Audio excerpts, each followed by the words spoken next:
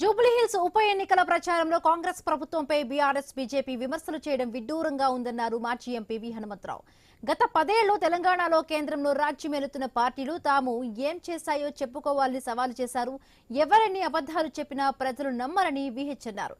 అజారుద్దీన్ కు మంత్రి పదవిపై స్పందించారు. ముఖ్యమంత్రి మీద ఆరోపణలు తప్పితే ఇప్పటి వరకు ఐదర్ బీఆర్ఎస్ కానీ బీజేపీ కానీ మీరు డెవలప్మెంట్ మీద ఏం చేస్తారు చెప్పండి. జూబ్లీహిల్స్ ఎన్నికల్లో మీ డెవలప్మెంట్ యాక్టివిటీ లేదు. ఓన్లీ ఆరోపణలు, లేకుంటే క్యాండిడేట్ గుండా అనడం, లేకుంటే కమిషన్లు అనడం, ఇవన్నీ ఒక ఆచారం అయిపోయింది.